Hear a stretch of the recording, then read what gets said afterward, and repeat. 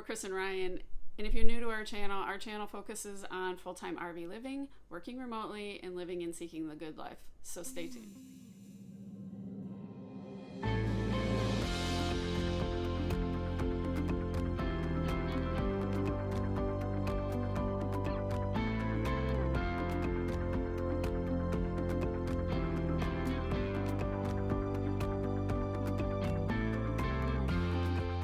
Ryan and I left 2 weeks ago for full-time RVing, and you cannot believe all the things that have happened to us already. There's been a lot of ups, a lot of downs, more downs, and we just want to share our experience. We just, full disclosure, we aren't looking for sympathy here. We chose this lifestyle, and we knew that there would be a lot happening in the first couple of weeks. We just didn't realize that so much would be happening in the first couple of weeks. So please stay till the end of the video, and we're going to give you our top tips on how to make your full-time RVing, your first trip, a successful one. As we said, we left 2 weeks ago for full-time RVing. If you haven't seen our pre-launch video, click here to see more. Or here. We're not sure where, but click. As a little background, we are not new to RVing, but we are new to full-time RVing. We did a lot of camping in Wisconsin over the summer. Really, it was great because we got to work out all the kinks in our rig. We got to figure out how all the systems worked. And the one thing that we realized really quickly was we learned about cold weather camping. And the very first weekend that we went out in May, our water pipe froze. And so we had to do a little research on what to do when you're cold weather camping. We had to fill up our water tanks in our rig before we went to bed and then unhook the water at the source, and that kept us good in the morning. We have heated tanks, so our water situation was good. So we learned that early on. But when we got to Alabama, on our very first, after we picked up our rig, we got to our first campground in Alabama. Yeah, we had pretty much the same forecast where it was going to be pretty cold, and so we did the exact thing that we wanted to do. We unhooked, we filled our tank, we unhooked, had the water heaters on. But the one thing I didn't realize is there was water in the sewer hose. So the next morning we were getting ready to leave, and I had pulled the tab for draining the black and the gray, and nothing was flowing out. And I was like, oh my gosh, what's wrong? Well, as it turned out, the whole sewer line had frozen because there was a little bit of water in there. So what I had to do is literally crush it with my hand along the way, keep picking it up, and as ice broke up, it started to flow out into the sewer drain, and we were eventually able to get underway, and it was that. But it was something that I didn't even think about, having water in that particular line. Right. So when we drained it the time before, there was just water left in there, and we didn't know. Luckily, we didn't have a black tank problem, or some people that could have been bad. Some people get poopsicles. Yeah. So we didn't have that happen. Nope. But that was our first challenge along the way. So after Alabama, we were headed back through Mississippi on our way to Texas, and we got to our campground that night, and we were in such a hurry to get supplies. We couldn't really get supplies, groceries and whatnot, so we just kind of dropped the rig, ran out to get supplies, got a whole bunch of groceries, got back, and we looked at the fridge and realized that the fridge was only reading 54 and it's supposed to read 34. Never had that happen. Did a lot of research, didn't know if it was cooling. Anyway, long story short, the fridge is broken.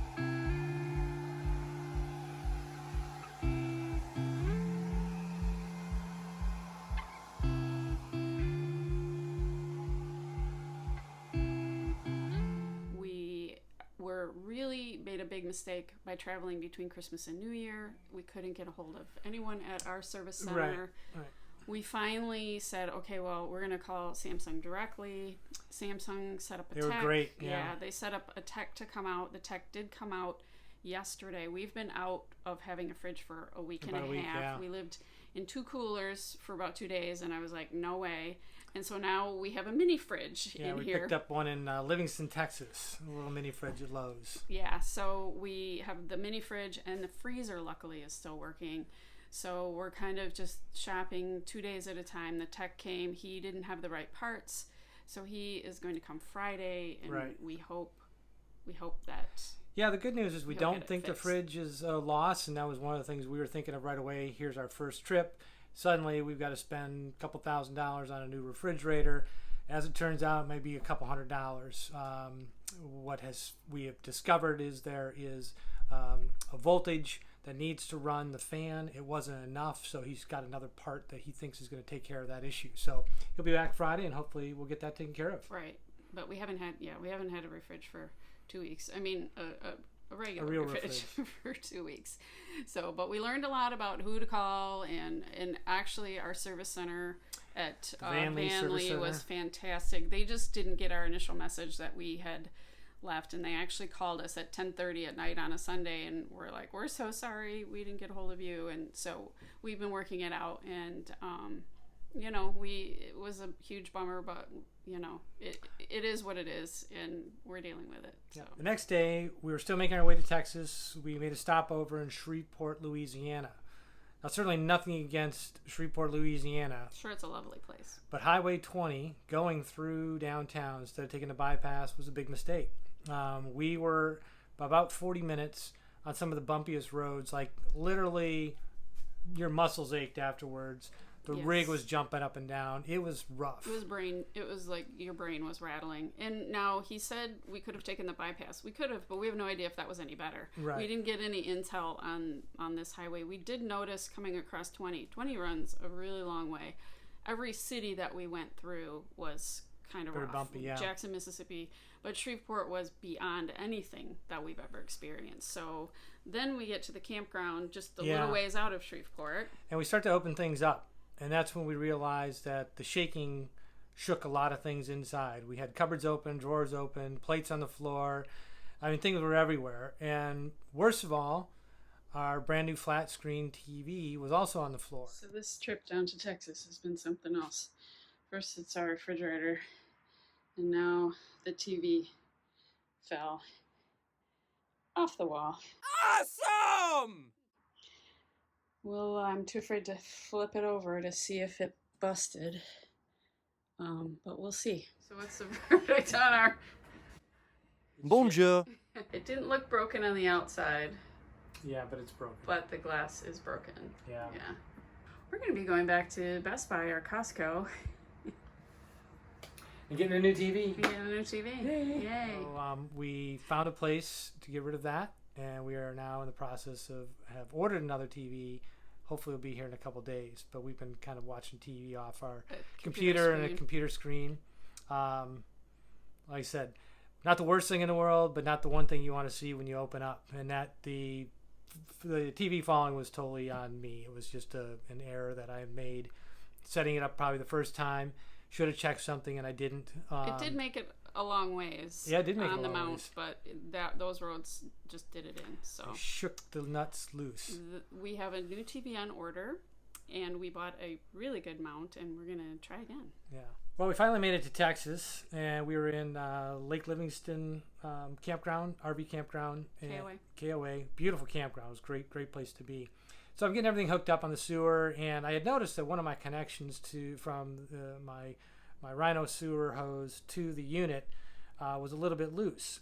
So I had another piece, luckily, but it was still a little bit loose, so I decided to duct tape it. And luckily I didn't duct tape it at the rig. I duct taped it kind of in between because we had kind of a long ways from the rig to the sewer. I went to release the gray water, luckily, and it started leaking. And like I said, luckily it was the gray water, not the black. So quickly realized that wasn't going to work. Luckily, the campground store was still open. We were able to go down and get a new one. But we also noticed, Chris noticed, where she was walking around, we had a Valterra valve on the... Which is like a gate. It's like a gateway. It's like an extra valve that keeps things from, just flowing out too fast. So she noticed that was missing. So again, another piece that somewhere along the way, we lost our valve. And we got another one. Thanks, Mom and Dad, for the gift certificate at Camping World. We picked up a few things there. Okay, so now you're thinking, oh, that is a lot of stuff going wrong, but stuff that probably won't go wrong again. This one kind of put me over the edge. When we were at Lake Livingston, it was beautiful weather, but we had a 24-hour period of just torrential downpours. It was probably 4.5 inches of rain that we got overnight. And a couple hours into the rainstorm, the ants came marching in, and we had ants just streaming into the rig. They came into the kitchen and they came into the bathroom, and I didn't really know what to do, and we opened up the pantry and they were fully involved in the pantry. And so luckily there was still a hardware store. It was New Year's Day New Year's Eve. I can't remember, but there was a hardware store open, so we went and got ant spray and ant traps, and we started working on those. They came in the whole rest of the time that we were there. We were vacuuming them up and dealing with that. And there's still literally, this is how many days later? 5-6 days later. And there's still some ants, residual ants. And luckily they're really teeny ones, but they're still ants. Tiny ones, but yeah, they're just everywhere. You just don't want to be stepping on ants in your home. So you just can't. Bonjour. You just it just all of this happened within like a week or a week and a half. But our spirits are really good. We are, like I said, we chose this lifestyle. We knew this stuff was going to happen, and we're still happy. We're not filing for divorce or anything yet. So it's all good. But stay tuned. We're going to give you some top tips to try and, if you're thinking of going full-time RVing, we're going to give you some tips to consider to maybe make things a little bit smoother and not. You might still have the same things happen that happened to us, but hopefully not. Hopefully not. So our luck just keeps getting better. Here's my husband over here. What happened? What just happened? Well, right back up there is our drone. And we have a guy coming right now to potentially help. He has a extended saw that we're gonna work on. This was literally only the second time that we've taken our drone out, so we'll see what happens. We're trying to do this circular mode, and we got really close to clearing the drone right there, but we didn't set it quite high enough. So Ryan's been up on a ladder. That didn't work, and so now we are going to get a saw on top of a ladder and see if we can get that down. It's really high. Look at that.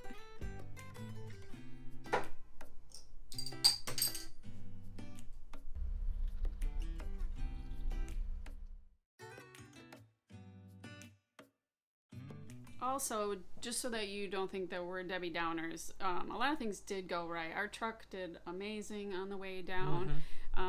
We literally had no issues with the tires on the RV. That's my biggest fear, is having a blowout. So the truck did great. The dog did great. We had 2 days. When we drove to Mississippi, we drove about 800 miles, and our dog just slept for He's old. Luckily, he's old. But so there was a lot that went well. Also. Yep. So we mentioned at the beginning, we've got 5 tips we wanted to share. So tip number 1 is don't travel between Christmas and New Year's, and for that matter, probably any holiday. It's hard to find places that are open. So if something really goes wrong, you're stuck. So tip number 2 is have an emergency fund. We went through quite a bit of change in the first week, so we may still have to buy a refrigerator. We don't know yet. We had to buy a new TV mount. We had to buy a mini fridge to supplement. Just know that there's going to be some money that you might have to spend that you weren't planning on. Tip number 3, keep your expectations in check. Life is just life, and stuff happens. So be prepared and let it roll. I mean, don't get yourself too involved in the things that are on the negative side. There's a lot of positives to what we're doing, and just keep that in focus. Tip number 4 that we have, and we actually got this from other RVers, is make checklists for hitching and unhitching your RV. This seems pretty basic. There's a lot of people that don't use checklists, but we've been using them really religiously. But because of all the things that have been going wrong, we've been a little bit frazzled. And we actually got into one of the campgrounds and completely opened everything up, got all of our slides open, and realized that we didn't level our RV. That's like one of the basic things you have to do. You have to level your RV before you can open it up. And we forgot because we put the checklist down. So just in all your excitement to get on the road, don't forget safety and really use those checklists. So tip number 5, practice. I meant practice. Go out, explore your local areas that you have. There's campgrounds, I'm sure, where you're living. Just take short little trips. Make sure that you're doing the right things, and so you're not so far away from home that when something does go wrong, you got a long trek back. So just make things simple. Practice, practice, practice. Exactly. So if you like this video, please give us a thumbs up and like our channel. We'd really appreciate it. And until next time.